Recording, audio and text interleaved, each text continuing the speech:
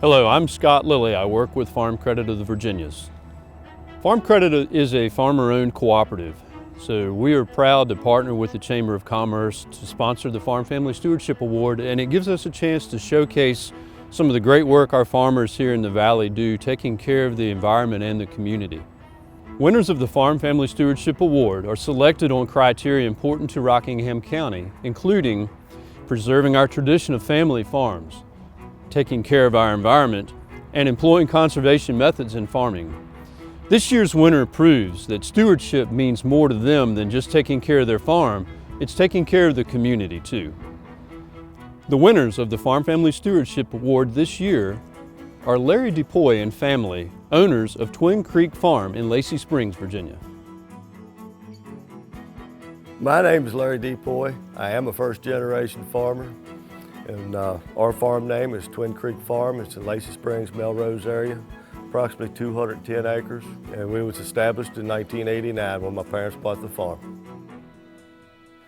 We started from ground level, and if it wouldn't be for my parents being a first-generation farmer, it would have been very tough if it even happened. Our farm consists of a broiler breeder farm. We produce 10 to 12,000 eggs a day during peak season. We have cow-calf operation, which is probably, it's a couple hundred head cow-calves. We've got some stockers. We do sell some hay, a good bit of hay. When it comes to soil erosion and stuff, we work very close with FSA Office and Soil Water Conservation. The first piece we ever done was probably down here in the bottom. We worked with a guy named Mark Huddy, and he was getting grants from JMU and Notre Dame and Duke University. And so he wanted to shade the creek a little bit so he could put trout in there and test the trout and stuff like this. The second project was on the other end of the farm, and we went through the Forest Service, which had grants, and a couple other grants, and we got that fenced off with a border neighbor over here, which agreed to do it too, which was great. And then we had probably 8 different colleges come in and plant trees. The next big project we done was fence off the rest of the creek down here in the bottom with soil and water. And we put in 8 watering troughs throughout the farm with 8 paddocks, which is 8 pastures. And we started strip grazing, rotating them from one lot to another, which I've read a lot about. I wasn't sure it was going to work, but it does work.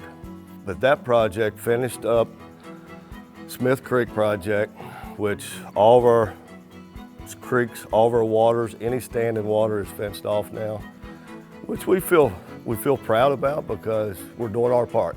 We want clean water for kids, grandkids, the public, everybody else.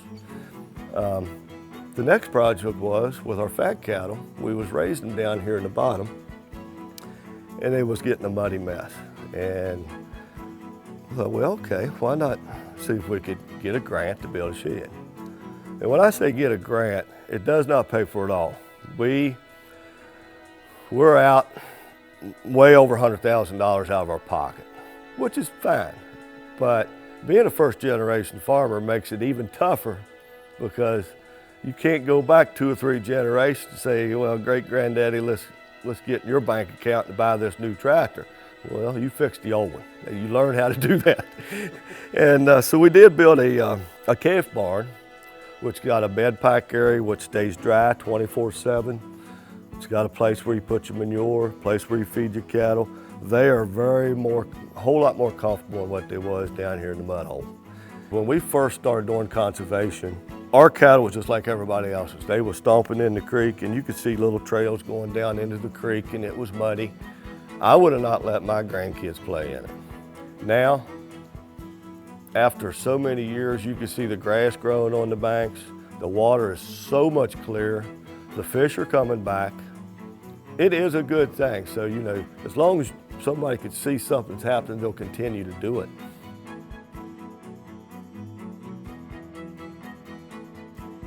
I would like to really thank my parents. My dad, my mom, they worked very hard and didn't buy this farm until they was 50 to 50 couple years old, which is unheard of. It was a big chance for them. And I'd like to thank my wife. I'd like to thank my children. My wife does a lot by me just not being there. I like to thank the neighbors around me. I won't mention names because I'll probably forget one, but you know, I come from a whole side of another county.